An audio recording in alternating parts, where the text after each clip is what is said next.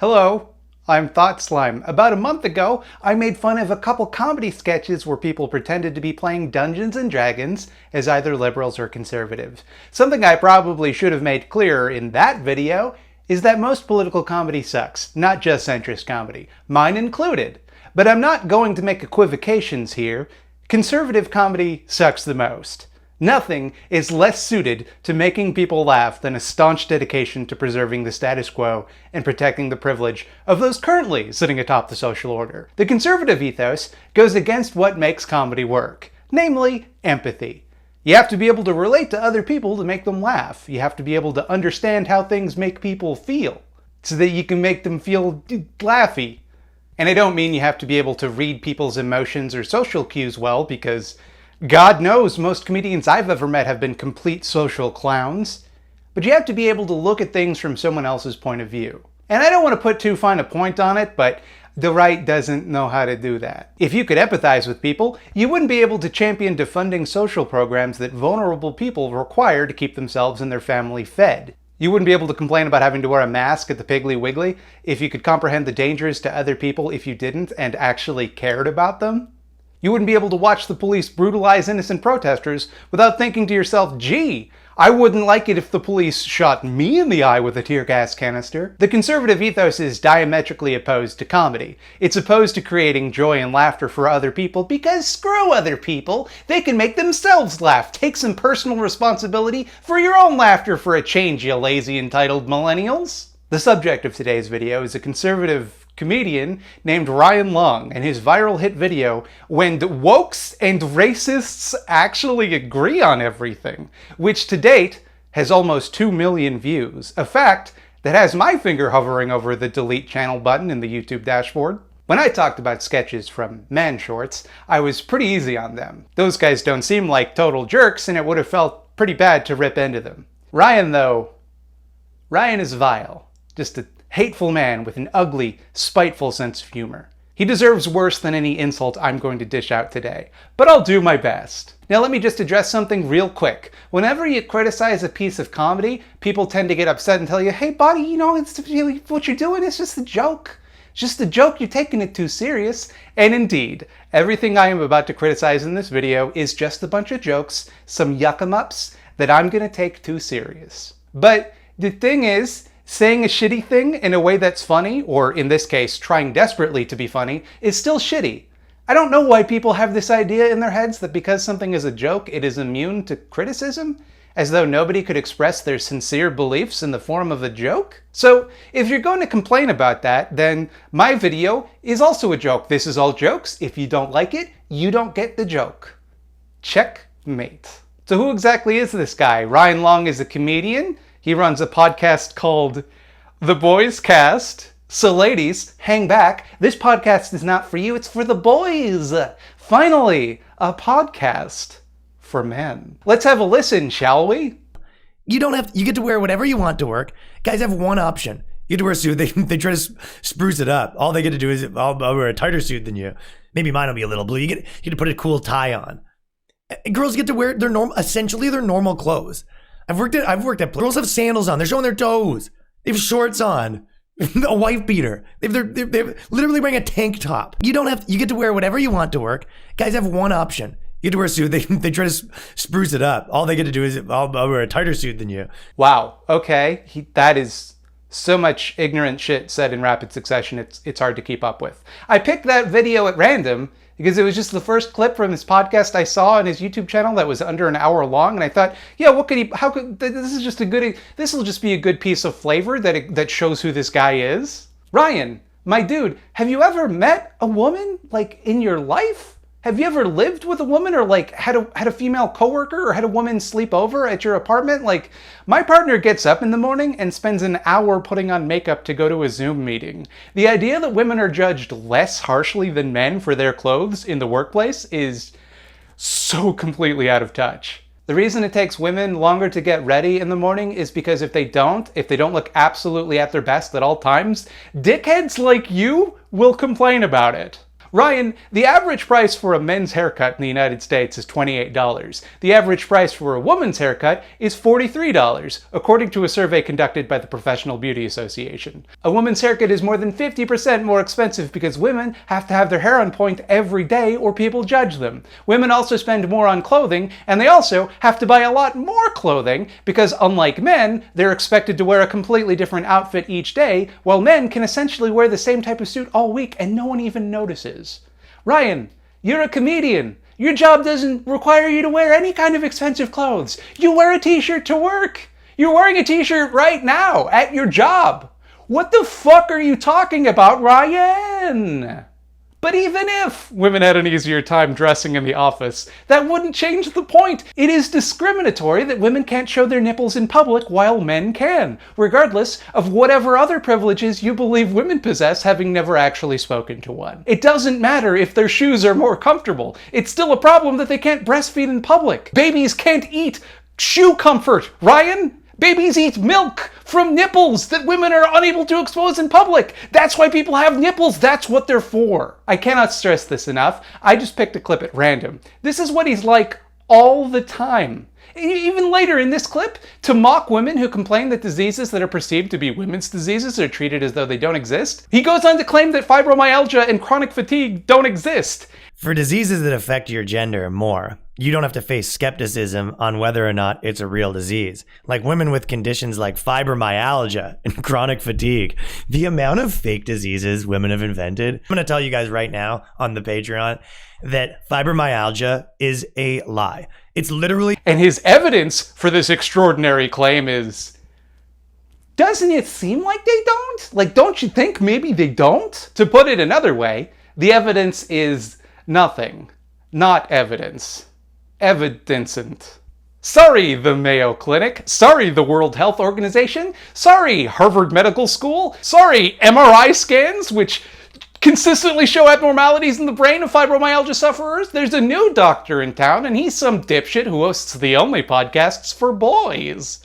I think he'd know whether or not a disease is real without looking into it or Googling it even. He's just doing the thing that women are complaining about and simultaneously also claiming it doesn't happen. This is a concerning lack of self-awareness. Jesus Christ. I'm 1,100 words in and I haven't even gotten to the video yet. I can't help it. Everything this guy says is just the worst shit. I'm not going to get distracted. I'm just going to go into his YouTube page, find the video, click on... I don't know if you guys know this, but there is actually 72 genders. Well, this is autoplay. 71 genders. Boys, boys, boys. Yeah, you're right. This is not my fault. How do I... She said she's gender fluid, which means half the time she's a girl and half the time he's a guy, which means my buddy's gay half the time, which sucks because she pays the rent and he's like, oh, do I get a job or do I have a boyfriend? Like, it's a complicated dilemma he's in. I don't know how it works. Like, can they switch mid-sex? Like, he's having sex with her and it's like a full moon or wherever it happens, and he's giving it to her and she's just like,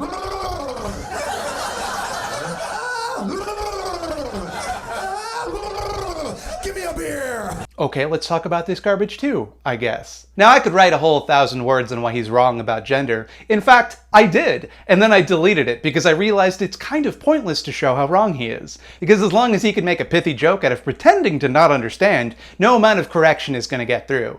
But I think this clip does a great job of showing why this dickhead is worth criticizing in the first place. Because sure, everything he's saying in this clip is a joke, but look at how he tells the joke. See how he kind of leans back and shrugs as he says there are 72 genders? I don't know if you guys know this, but there is actually 72 genders now. Hear the voice he uses when he talks about it? That tells the audience something. He's showing them that he thinks what he's saying is ridiculous. And it kind of is, because he's misinterpreting what that means. There's not 72 genders. There were 72 gendered options on Facebook at one point, and that's gender's a spectrum. There's infinite points along a spectrum that you can fall on, but that's not the point. The point is he's making a joke. And the part of that setup to the joke is that he thinks the idea of there being more than two genders is ridiculous. It's a thing that he said that's surrounded by jokes. It itself is not a joke. Now, you might think I'm reading too much into this one little moment, but what you have to understand is that stand-up comics rehearse their material to death.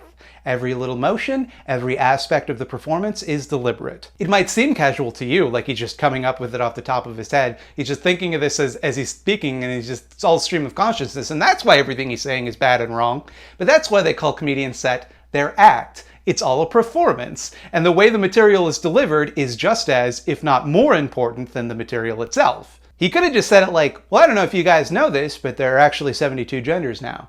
But the way he said it is like this. I don't know if you guys know this, but there is actually 72 genders now. Jokes convey information, and if that information is wrong or bigoted or cruel, then we should call it out. We should criticize it. Because we don't give a pass to any other medium like we do with comedy. Nobody watches Birth of a Nation and says, you know, sure, the KKK are the good guys in this movie, but it's just a story. Nobody listens to Imagine Dragons and says, yeah, sure, everything about this sucks, but it's just music. But when a joke is mean-spirited, like the joke I just made about Imagine Dragons, we're supposed to let that fly. And for the record, I have no interest in censoring Ryan or any other shitty comedian. I think that they should be free to say whatever terrible shit they want, as much as they want. What I think should happen after that is everybody else should say, wow, fuck you.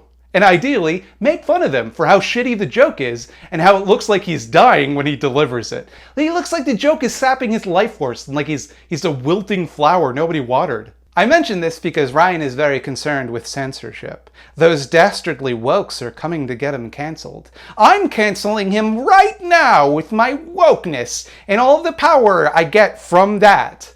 It's 2020. The time for laughter is over. See, a lot of people think that being a comedian is about getting laughs, writing jokes, or creating content. But being a real comedian is about preventing others from getting laughs. Writing naughty lists. And having content removed from platforms of all kinds. By making fun of his jokes or pointing out their shittiness, I'm actually poisoning the discourse. Being a comedian is about challenging the idea that comedians should be challenging ideas. It's about You can't criticize comedians. Comedians are supposed to challenge ideas. Comedians are supposed to be able to make fun of anything. Which is why nobody can make fun of them and no one can challenge the ideas they present, because those are jokes.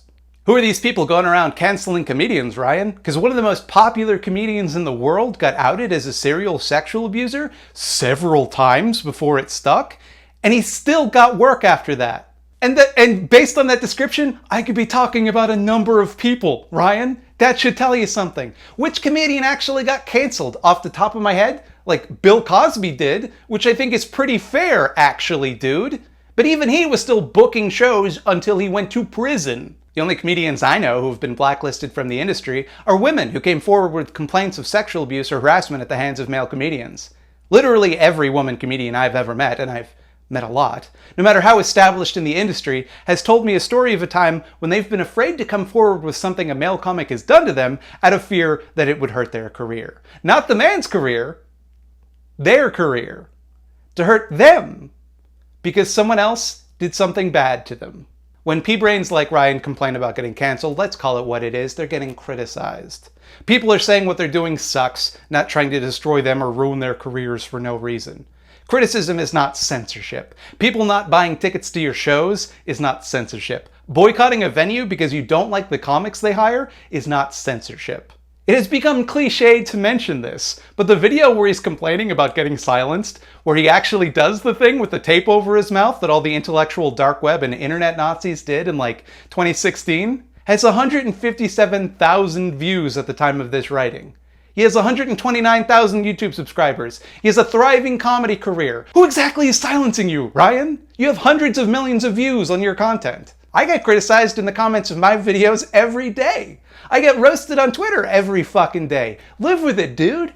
Part of making content is learning to deal with that. Toughen up, Buttercup. You have a right to say whatever you want, and everyone else has the right to tell you, dead ass to your face, that what you're saying sucks and you ought to stop. The only measure of whether a stand-up is funny or not is whether the audience laughs. Nothing else matters. That's your job. The thing is, if they're not laughing, or if they don't enjoy it, it doesn't matter why. It doesn't matter if they're not laughing because it's not funny or because they're too sensitive. It doesn't matter if they're not laughing because they don't understand the joke or because they think your joke is in poor taste. It doesn't matter if they're not laughing because they just don't like you. Your job is to entertain people, not to pursue some philosophical ideal of truth through deconstruction. If people don't enjoy your act, nobody should care why, and you should stop whining about it. You can go to any open mic show, and you'll see losers who can't get a laugh and who bitterly blame the audience for their failure. People who think that being shocking is the same thing as being clever, as though screaming rape or abortion into a microphone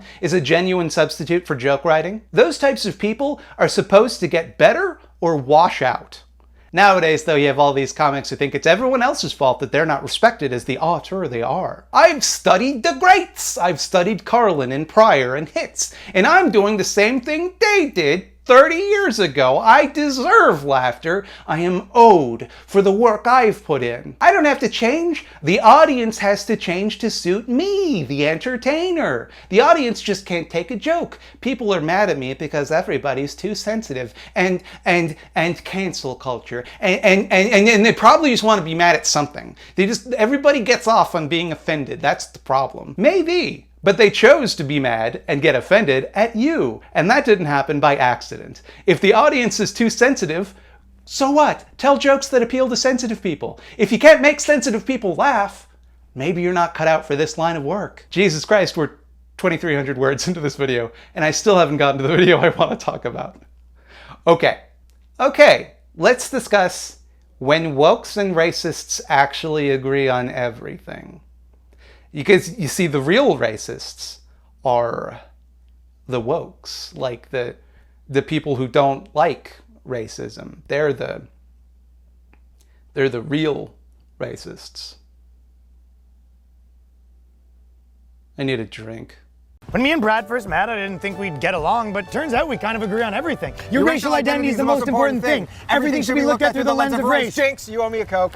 Indeed. Good observation, Ryan. People who are racist and people who dislike racism both view things through the lens of race. And when you phrase it like that, it sure sounds like they're the same thing until you think about it even just the slightest bit and realize, hey, wait a minute, racists view things through the lens of race to oppress and subjugate minorities, while anti-racists look at things through the lens of race to understand that oppression and subjugation so that they can fight it better. That's not the same thing, Ryan. That's the opposite thing. What you're actually saying here is racists and anti-racists both have strong opinions about racism and no shit, dude. People who like Star Wars and people who hate Star Wars both have strong feelings about Star Wars. They're the same. Sorry, I don't know. I just think we should roll back discrimination laws so we can hire based on race again. Jinx, now you owe me a Coke. Remember earlier when I talked about empathy and how it's important to comedy? This type of thing is why. Because he's trying to make fun of the anti-racist position, but he doesn't understand it well enough to phrase it in a way that an anti-racist person would phrase it, so it's just real confusing. Instead, he just states what he thinks of their position as though that would be how they say it. And it's a little difficult to understand what he means here. I don't know any woke person who advocates repealing civil rights legislation so they can hire based on race again. But what I think he's trying to get at is racial hiring quotas or affirmative action or something. The implication being that having a racial hiring quota is anti-civil rights because it means you're hiring based on race, which is therefore discriminatory. And before we look at the shitty logic of that statement, it's worth examining the way that it's phrased. The allegedly woke person explicitly saying that they want to roll back civil rights legislation, which is a decidedly unwoke thing to say that would get them #canceled. Even if you think that's the end result of what the woke people want, you must recognize that they don't think that, right? You get that they haven't just accepted rolling back civil rights legislation as a necessary evil that's required to end racism. They think, and they happen to be right, that diversity quotas don't require rolling back civil rights legislation. And you can disagree, you'd be wrong to disagree, but whatever. Surely, though, you don't think that the people who disagree with you actually completely agree with your assessment, but just think it would be super chill to do anyway? But okay, that's whatever. Do racial quotas or affirmative action roll back civil rights legislation? I mean, if people aren't supposed to be hired or fired based on their race, saying that you'd have to hire a certain amount of people of a certain race does seem to violate that principle, right? So even if the laws remain on the book, this means they're not being enforced, right? And in a vacuum, that sounds correct. There's a surface level logic to it. What it ignores, however, is the mountains of data which demonstrate a clear and consistent hiring bias against people of color. According to a meta-analysis of all field experiments pertaining to racial discrimination in hiring in the United States since 1990 by the Harvard Business Review, Since 1990, white applicants received, on average, 36% more callbacks than black applicants, and 24% more callbacks than Latino applicants, with identical resumes. It may be illegal to give preferential treatment to white applicants, but people fucking do it anyway, because there's no way to prove that that's what they're doing. And they might not even realize they're doing it. It could be just like an implicit bias that they're not even aware of. So how do you enforce a law requiring that everyone is given an equal opportunity regardless of race? Since the result you'd be looking for is a workplace that is racially representative of the population, one way to go about that might be to entice businesses to have their workforce's racial diversity more closely resemble that of the general population, hence quotas. Now, you can argue the efficacy of that strategy. Clearly, according to the same study, there's been no change in black hiring discrimination since 1990, so something ain't working. But I think it's pretty dishonest to represent the argument as simply wanting the ability to hire based on race because, just like literal white supremacists, they prefer one race to another.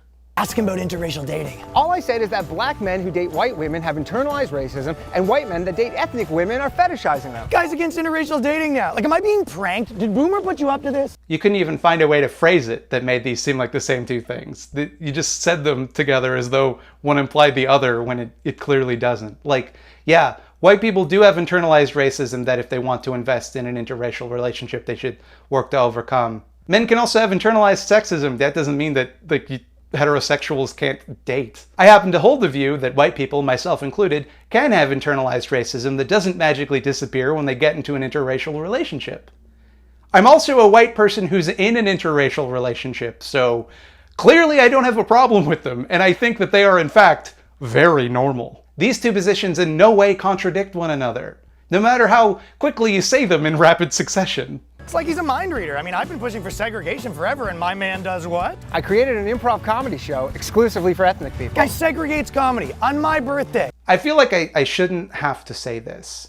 Like, I feel like this is obvious, but you know that not being invited to perform at an improv comedy show is not the same thing as Jim Crow, right? Like, on some level, you must realize that having an improv comedy show for ethnics is not equivalent to segregation, right? Like, it's segregation in the very literal sense, like that, the same way that like a cutlery drawer is. It separates people and sorts them. Okay, I'll grant you that. By this definition, gendered washrooms are also segregation. So are tax brackets and online like Harry Potter house quizzes. But it's not segregation in the sense that, say, apartheid was. And that's not the type of segregation that racists like, Ryan. They like the kind where they can arrest disenfranchised people of color and brutalize them. If someone told me, hey, you can't come to this improv comedy show, it's not for you, I would say, oh, thank God. Whew! Dodged a bullet there. And if there's one thing in the world that is not suffering from a lack of white people, it is improv comedy. Just really think for a minute about the absurd privilege that went into writing this joke. Racists believe in segregation, and I too know this pain, because one time those woke ethnics wouldn't let me on their improv show. Do they not see? Hate only begets hate? Us white people, we have so much privilege. I agree. It is a privilege to be white. That's not the same thing.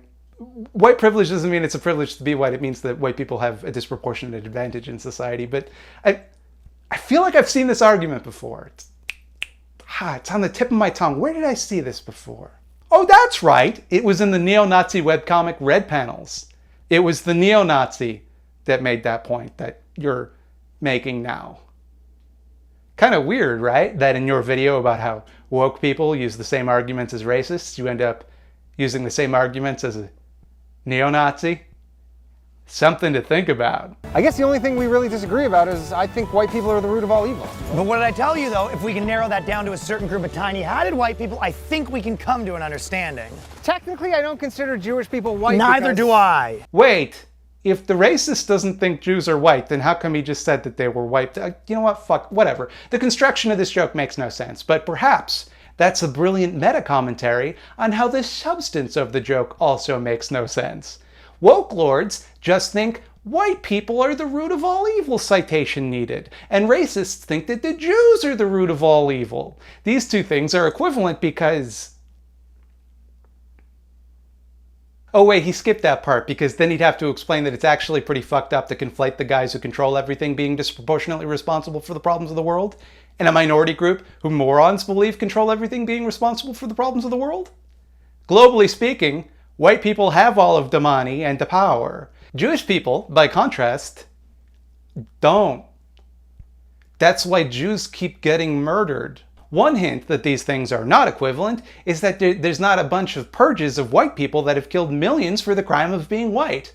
Nor has anyone been enslaved on the basis of their whiteness, or been legally considered inhuman, or prevented from voting, or kept in ghettos due to their whiteness. Comparatively, it seems pretty reasonable, actually, to lay the blame of the problems of the world on the powerful who benefit from those problems, rather than the powerless who suffer because of them. And this is how bad you are at this, Ryan. You take a straw man position that nobody actually believes and put it up against an even worse straw man so that it looks right by contrast. This joke would have been so easy to do. You just have the woke guy say, the real problems in this country are caused by the wealthy elite. A thing a woke person might actually say, because they are. Then the racist guy would say, right, I hear you, the Jews. And then the woke guy would be like, what? No. That's not what I meant. And then the racist guy goes, no, of course not. Wink. See? Then you have a joke. That works because it makes sense for both characters. Rather than the racist guy saying within seconds of each other that he does and does not think Jews are white. He can't write that though, because he thinks woke lords, whomever they might be, are just out there demonizing white people. Obviously, therefore, they must know that's what they're doing, and they're doing it intentionally. It doesn't occur to him that maybe they're motivated by something else. It's just that they're Captain Planet villains who purposefully set out to harm white people for yucks. He's unable to comprehend why people might think differently than him, and he's not curious enough to investigate. He has no idea what his opponents actually believe. He just assumes they think the same things he does, but have like an inverted sense of right and wrong, I guess.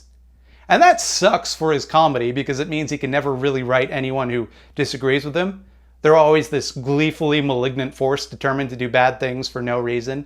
He claims comedy exists to challenge established ideas, but weirdly seems unable to challenge his own preconceptions, whether it's something as straightforward as fibromyalgia or as difficult to grasp as why people disagree with you politically. He's positioned himself, like all other conservatives, whether or not he would accept that label, as the defender of the establishment. The ideas he sees fit to challenge are those which challenge the establishment in turn. And as much as that sucks for his comedy, it sucks way, way worse for his humanity. You can't grow that way, you can't change. And if you don't even know what your opponents believe, that means you're not listening to them, and that means you've decided you've got all the answers. And imagine how witheringly small that would make your spirit. To feel like the smartest guy in the room who doesn't even need to listen to what people have to say because he already knows everything worth knowing. Anything new is to be mocked and scorned rather than enriching his experience of the world. There can be no comedy in that place. There can be no laughter. Just a dwindling light that suffocates the harder you try to grasp it. But maybe I'm being unfair when I say all conservative comedy is unfunny. Check out this hilarious skit from comedian Alex Jones. It's time to be a hero. It's time to wear the most advanced anti-COVID mask available on the market. The Glor 9000.